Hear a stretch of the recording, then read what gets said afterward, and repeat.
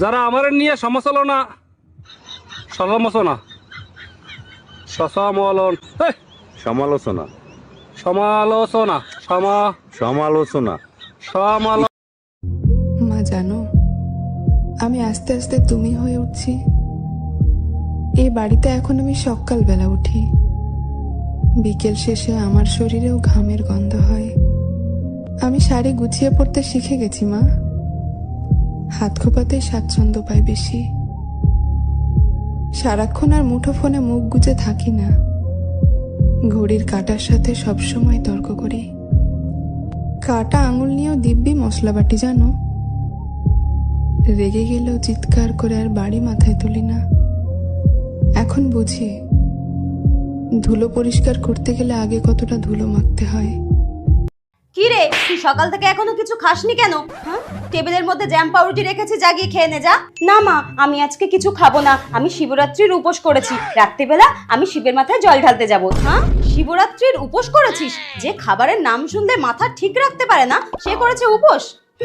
ঠিক আছে, কিছুক্ষণ পর বলছি পোলাও আর ঝালঝাল করে কড়াইশুঁটি দিয়ে আলুর দম করেছি, খাবি? পোলাও আলুর দম?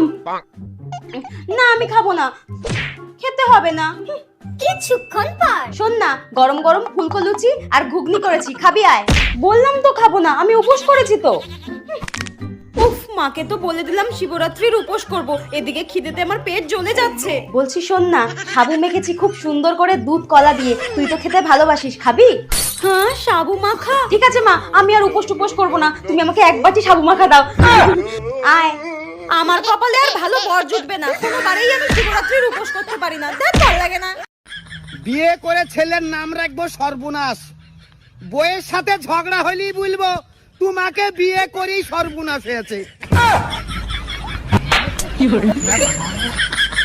আমার মা যেমন হয়। মা, আজকে আমার রেজাল্ট বেরিয়েছে। রেজাল্ট বেরিয়েছে? স্কুল থেকে এসেই মাত্র রেজাল্ট দেখাসনি কেন আমাকে? আরে আমার স্কুল থেকে এসে জয় পায়খানা পেয়ে গিয়েছিল, তাই আমি পায়খানা করতে চলে গিয়েছিলাম। দে নাও ধরো। ইস, এটা কোনো রেজাল্ট হলো? আমি এই রেজাল্ট দেখার জন্য কি তোর পেছনে আমি গাদা গাদা মাস্টার দিয়ে রেখে দিয়েছি? কি নাম্বারের নমুনা! তোর দ্বারা পড়াশোনা হবে না, তুই পড়াশোনা ছেড়ে দে। তোর বাবা কষ্ট করে মাথার ঘাম পায়ে ফেলে পয়সা রোজগার করে তোর পেছনে ঢালছে, আর তুই এই নাম্বার আমাদেরকে এনে দেখাচ্ছিস, তাই তো? অসভ্য মেয়ে একটা। আজব তো, যতই দাও ততই পোষায় না, এর থেকেও ভালো নাম্বার আর হবে নাটাই বা কেন? যত নষ্টের করে তো ওই ফোনটা দে, ফোনটা দে। ব্যাস, যত দোষ এবার ফোনের দোষ। দে বলছি। এটাই হচ্ছে যত নষ্টের গোড়া, এটাকে আমি আলমারিতে চাবি মেরে রেখে দেবো, জাগি পড়তে বস। ফোনটা এবার হাত দিয়ে দেখ, মেরে না তক্তা করে দিয়েছি। ফোনটাই নিয়ে নিল, মনে হচ্ছে কি যত দোষ যেন ফোনেরই হয়। দেখ ভালো লাগে না।